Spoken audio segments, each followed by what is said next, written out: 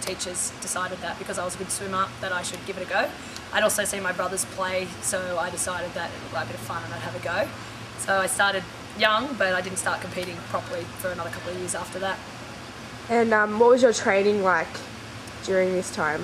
When I was younger, there wasn't as much available to us as there is now with the training, so I did a lot of swim training by myself, so I used to train about 10 swim sessions a week, and then on top of that we had ITC out at Sutherland here, so I used to do that 2 to 3 times a week, plus club training. But as I went through and got older and more training became available, we started doing more gym and more swimming and more water polo specific sessions. We were generally training between 10 to 12 sessions a week. And how many years was it before you got selected in state teams? Well, I was 13 when I started at school, and I got selected in my first CHS under-15s team that year, so I was quite young. But I made my first under-16 state team at 14 and my first under-20 state team at about 15. But I didn't make my open, like the senior women's team, until I was a fair bit older, so there was a long progression between being a junior and a senior player. I was a competitive swimmer and I really enjoyed seeing how good I could be at whatever I did, and at the beginning I said I'm not going to be a water polo player, I'm just going to be a swimmer, and water polo is for fun. But as I was playing, I definitely got the bug and I loved it so much, so I just decided to keep pursuing whatever opportunities came up, whether it was a state team or any training opportunity. I used to go and take it, and from there I got selected in teams and decided that water polo was my sport and I should follow it. And what countries did you get to go to with the teams? We travelled to a lot. We went to New Zealand, Italy, China. We've been to Hungary, Russia, the States, Spain, all sorts of places. We've actually seen a fair bit of the world, but I'd say we see it in a totally different way to if you go on holidays. So we see a lot of airports, a lot of pools, and we see probably towns and cities that you wouldn't choose to go to if you were going on holidays. But I've also had the opportunity to live overseas. I lived in Italy and Greece for a few seasons while I played professionally over there, and I think doing that gave me the best opportunity to really see what it's like to live in another country and be an Italian or be a Greek rather than just kind of pass through. So I've had a lot of places to see. And you've mentioned you've seen a lot of pools. How many, what was your training sessions like with the Australian women's team?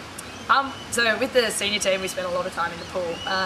Depending on the phase of training we were in, we were generally doing 2 sessions a day, either a pool session of swimming, skills, leg work, tactics, and maybe a gym session, or 2 skills sessions in a really heavy period, so pre-Olympics leading up to the tournament where we then dropped back. We used to do sometimes 3 sessions a day. Some of our sessions would be half an hour dry land, 3 hours in the pool, and then another stretch and stuff at the end, so we do a 4-hour session in total, backing up with a gym session in the middle of the day, backing up with a game at night or something like that. So that could happen 3 times a week, plus another 2 days of 2 sessions a day. So there was times when we were training 8 and 9 hours a day, 5 or 6 days a week, so it can get pretty full on. So you've just mentioned the full-on, the amount of training you've had to do. Did you have to sacrifice anything in order to be able to train to compete? You definitely have to sacrifice things, but I love the sport and I decided to be good at it, I'd have to make those calls on what's more important, and so I decided that they're more of a choice than just a sacrifice, because I realised that the rest of the stuff that I was giving up is always available to me later, so I can party when I'm older, I can go out with my friends when I'm older, I studied while I trained. Obviously I had to study part-time, and I also continued working because I decided that despite the heavy load of training, it was important that I had something else just to keep me from being just water polo, because if things don't go to plan, you need to make sure that you've got something there. There was obviously periods of time where there was no opportunity to work or study, so pre-Olympics when we were in camp or when I was living overseas, there were times when you really had to just give up everything and go, but you know, you do it because you love the sport and because you want to be the best at it, and I wouldn't change anything. Okay, in regards to injuries, I've actually been quite fortunate that I've had nothing too major.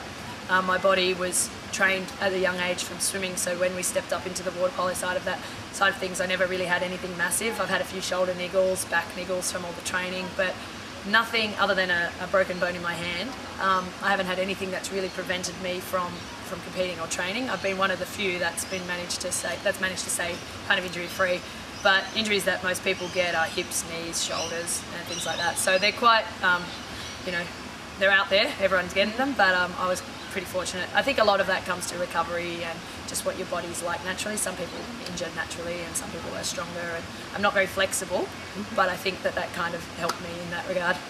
And did you ever find that you had a lack of motivation, or there were points where you thought, oh, I'm gonna give up on the sport, or did you just continue through? You always had the goal. Oh, definitely. Like, I've been playing since I was 13 and I'm 33 now, so I've been playing for 20 years. There's definitely periods in that time where I was just unmotivated, and through those times there was times where I really struggled, and there was times that I just found another way to approach things. Coming from juniors to seniors was one of the toughest, because as a junior there was all this stuff available to you, all tournaments and competition, and then you weren't selected anything as a senior, so you were doing all this training and not really competing. Found that quite tough. I got given the opportunity to go and play overseas at that stage, which kind of refreshed me. And I also, at that point, I decided that I was doing it for me and nobody else, because I think there was a point where I just thought, everyone expects me to play this game. I've got to do it, but I thought, if I'm not loving the game, if I'm not loving the sport, I'm never going to be any good at it. So I decided that I'd go in with a whole new attitude and really enjoy the sport. Even though the training's hard and there was days where I hated it, days where I didn't want to get up and all of that, I made myself do it, and I realised that I actually did love the game. So that's what kind of kept me through it. Through different stages I had to find different approaches. Like, I'd break it down from a 4-year block till the next Olympics by a 6-month goal of some tournament, or just breaking it down and chipping away at it was kind of the way I got through. And as a woman playing sport, do you think that they are recognised as such for all the effort, training, the preparation in comparison to men these days? Look, I'd say it's probably improved, the recognition that's out there. I think the thing is, in my family and in my group of friends, everyone understands and respects what I've done, and they know the work that went into it because they've seen it firsthand. And I think when the Olympics comes around and people watch the game, they recognise that as well.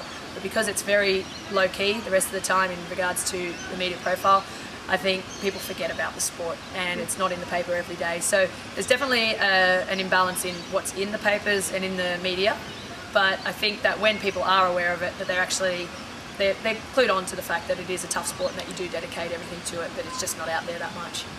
So now I'm in charge of the Cronulla Youth Development, which is really exciting because I've got a bunch of really young girls who I've got an amount of time to really make a difference with.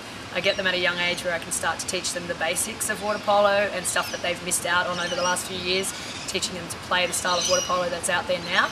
And looking back, I've got 20 years of playing and coaching experience through other sports that I've coached as well. To really give in to these girls, I've had so many coaches, I've had so many tournaments and competitions, and passed through a lot of different styles of the game over the last 20 years. So I feel like I've got a lot to give back, and I've been trying to find where I sit as a coach in regards to how I approach the training, the stuff I want to teach them, and I'm finding that about myself, and I'm really enjoying training with the girls. They're responding fantastically. I've only had them, this is my 3rd week with them, so it's all very new and fresh, and they seem to be coming along really well, and they're all motivated, they're all committed, which I'm really proud of, because that's what the biggest thing is, that they turn up and that they put in the work. I want them to love the game, but I want them to listen and learn and try and just pick up the new things, and then we play games on the weekends to try and put those things into play. So it's actually a really exciting time for Cronulla. We've set up this whole new program, so hopefully it's got a big future ahead of it. Great, thank you very much. That's all right.